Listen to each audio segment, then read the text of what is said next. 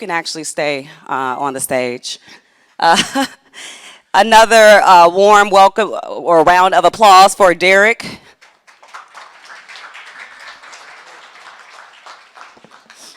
All right, so this is a time where, like I said, a lot of these, not even a lot, every last artist that we have has a unique story. And so we would hate for you all to hear a little highlight or a snippet of their story and really not be able to dive in kind of and learn about their journey. So we will have a 10-minute panel discussion where I will ask the panelists a couple of questions, just kind of diving kind of deep into their performances and their artistic expressions.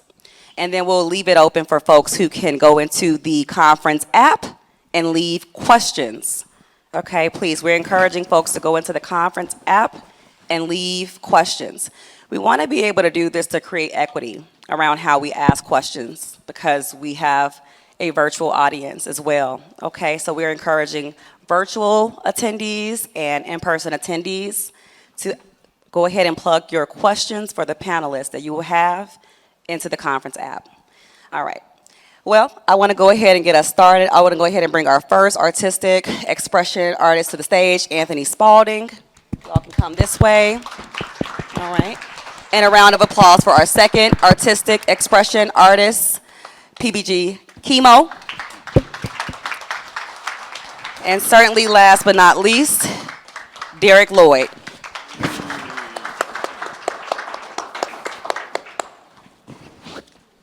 So first of all, I want to just say on behalf of PHIMC, thank you all so very much. It was an extremely competitive process to be on this stage as artists for this conference. And then it's also not always easy to share such intimate things about your journey. So I just want to say thank you all. And you all have extremely unique stories. And so let's go ahead and get started and dive on in.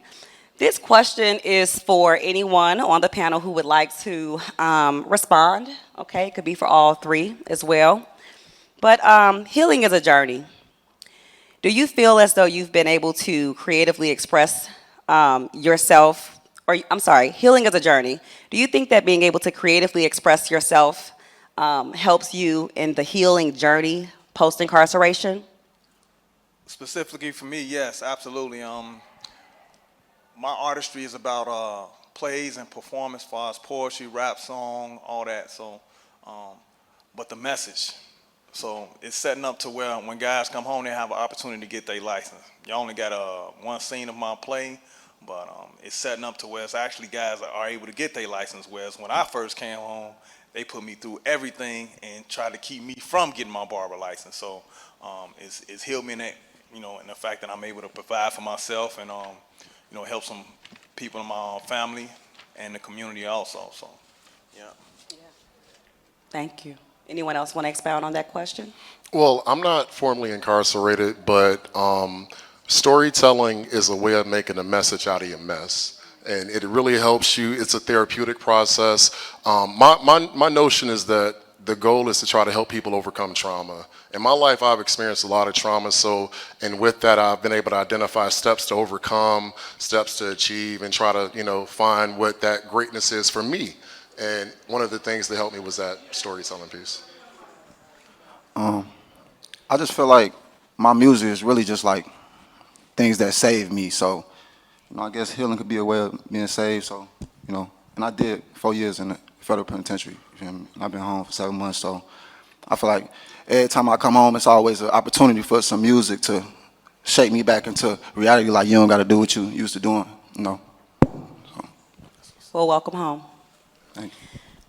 All right, our next question for the panelists. Anyone can respond, feel free to. At what point in your life did you turn art to support with processing your experiences? Was there an aha moment, or has this just been something that you've always done since you were younger? At what moment did you decide to allow art to guide your way into healing? I just want to say when I hit 1 million views by myself on YouTube, so that just made me like, oh yeah, you need to rap. What you doing? So. For me, you would imagine potentially that I speak a lot, but I didn't know that I could speak. It wasn't until I really started to dive into the trauma and started to peel back that onion that I saw something that was always standing me in front of my face, but never realized it. So that diving deep inside yourself helps you uncover things about yourself that you never know, and that was what helped me. And I just look at the message, all the things you learn and develop, especially the brothers and sisters that know about being incarcerated. You take those things and you implement them into your art, so it has a message, and people are able to resonate more with the message in your artwork when you talking about things that's relatable to them. A lot of us come from the hood, so we know what goes on in the hood. But after we've come to ourselves, we had that aha moment. Now it's time to talk about the next process, the next step. So I love doing that in my art. All right. Thank you. So I want to go ahead and dive into some individual questions because, again, you all have very different stories. And so if it's okay, Rakeem, if we could, or PGB, Chemo. Well, you don't have to be. That's good. Cool. If it's okay, if you could share with us how your background and just your life experiences help you to create the songs that we heard today. I don't know, just to summarize it. I was born in New Orleans. We moved before Katrina. We moved to the north side of Chicago. Raised by a single mother. Been down a tough path in my life. Getting it together for the better. I got 2 sons, 2 little boys. So it's just like, I'm not really rapping for me no more. I started rapping for me, but I'm not doing it no more because, my boys, they look up to me. Things are different now, so I don't really want my children to look at me how I used to look as a child, you feel me, as a teenager, so I just be trying to, I don't know, just be a better version of me for my kids. I feel like that's more important than anything else. I don't really care about nothing else. Of course, I have my flaws. We all do. But, I really just be thinking about my kids when it comes to my music, so. It's nice to know that they're, the foundation of your inspiration for your music. I want to go ahead and have this next question go to Anthony Spalding.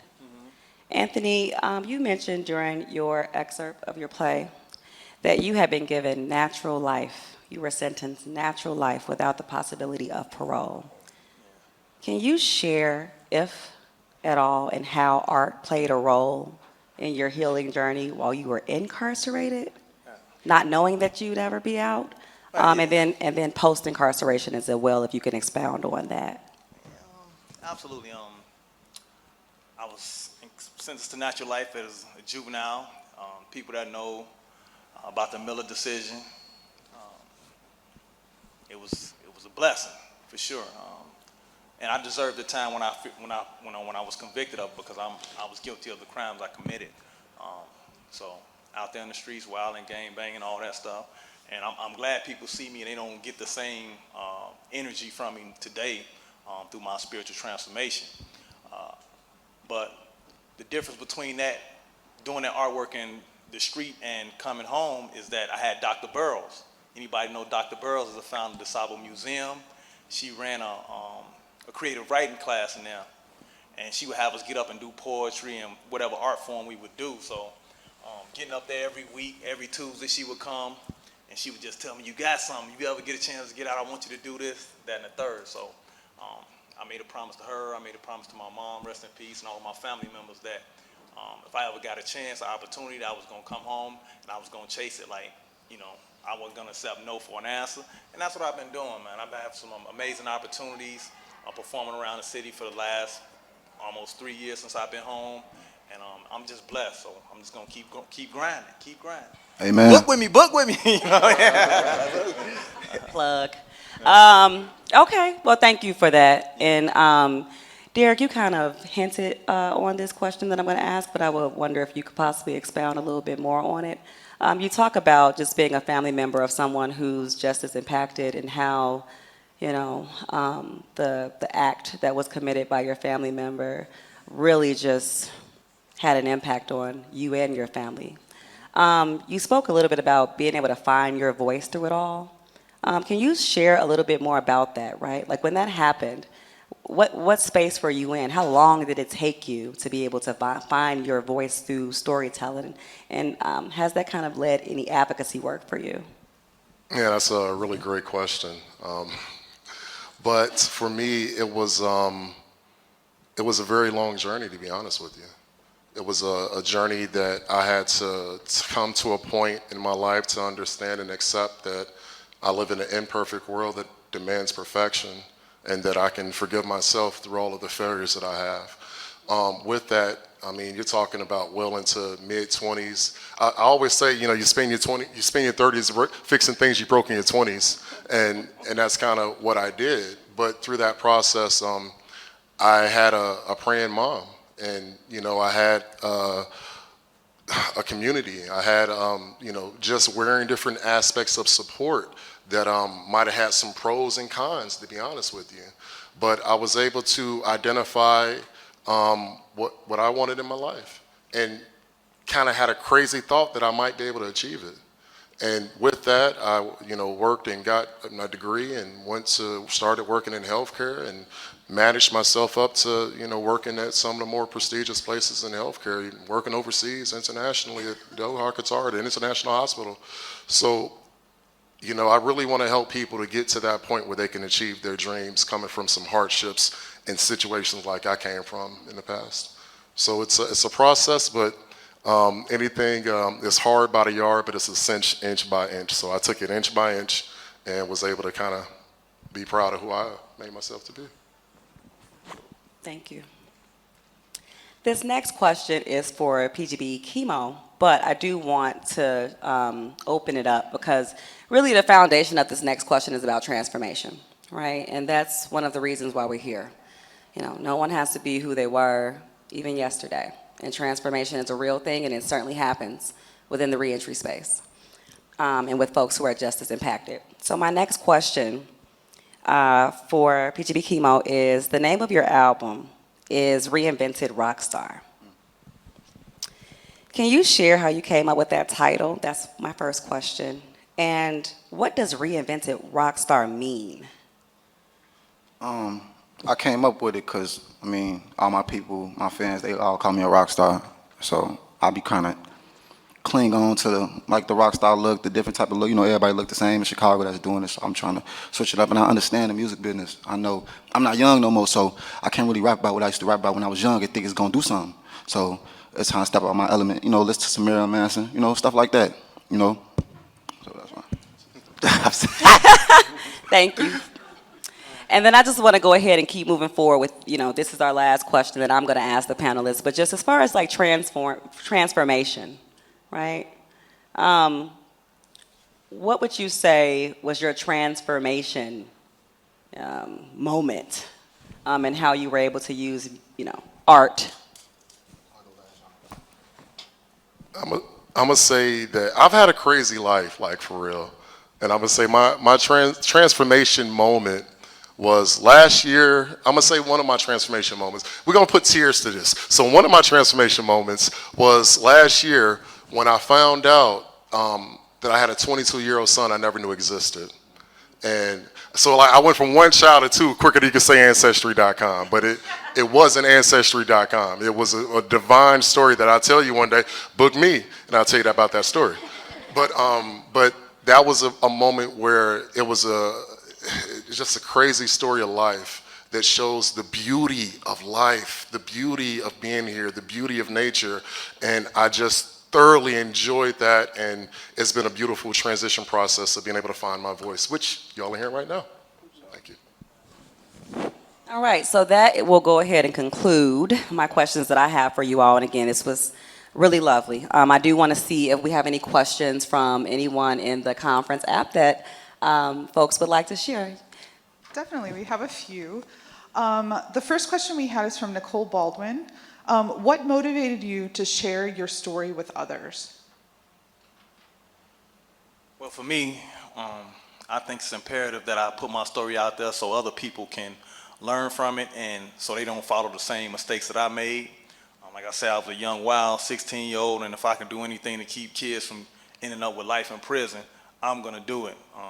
Talk to them, I'm a barber, so when I get them in the chair, I talk to them, try to tell them the pitfalls of what they're doing in their life if they headed down that road. So that's basically it for me.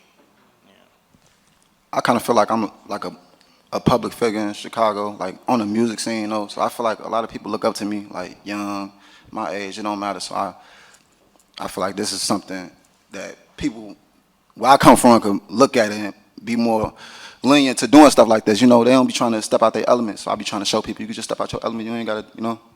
So. I'm sorry, what was the question? 1 second. I'm sorry. I believe it expounded on inspiration, but go ahead. Yeah, what motivated you to share your story with others? Just my thought was that my story might be able to reach a few people. His story might be able to reach, a few people. His story might be able to reach a few people. So with all of us, we might be able to get the room and try to help, elevate, develop, grow, all of the above. So that's kind of. And then we have one more, if that's okay, Brittany. This is from Lori Howard. How do you stay motivated to keep doing things for the better and not fall into the past habits that got you in trouble? What supports do you have now and or agencies that have helped you along the way? Well, I got a lot of people that's dependent on me. When I was locked up, I had guys with 70, 80, 90 natural life that I left behind. Some of them never coming home. I hope some of them get an opportunity. So I have them. Some of my mentors, Dr. Burrow, she passed, my mother, my family. I have mentors out here now that assist me and help me with things that I'm still learning now. Technology, I'm still lost on in a lot of facets. And so I carry all the people around with me.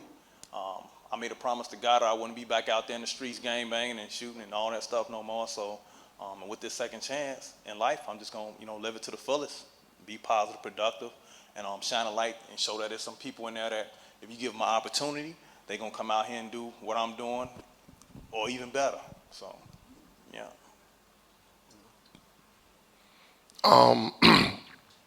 Maintaining a positive attitude, for me, it's really just more my consistent daily activities to maintain my like meditation, exercising, reading. So I focus on spiritual, physical, and mental on a daily basis. And so with that helps me deal with a lot of the trauma, past reflections, hardships of the day, all of the above. And that's where I'm able to get into that rhythm. And so it's kind of, here's just something to deal with today. That's it. I just feel my supporters just come from who I'm doing it for. Like, what I wake up and think about who I'm doing it for. That's like who my supporters is. And then what Anthony said, I really made a promise to God when I was in jail. You feel me? I told him that if he give me this one final chance, I'm really just do right. You feel me? So I'm in debt, basically. Yeah, bro. Well, thank you so much. And thank you so much, Kelly. All right, well, I just want to thank you all so very much for taking time out to not only share your creative expressions with us, again, not easy to do, right? And so I just want to say thank you. Well, not easy for all of us, not easy for me, I can tell you that much. But yeah, I just want to say thank you to you all. Health justice is at the forefront, of the space here. And so thanks for expounding on how Reentry has played a role in your journey and has and the impact that it's had on your mental as well. Thank you.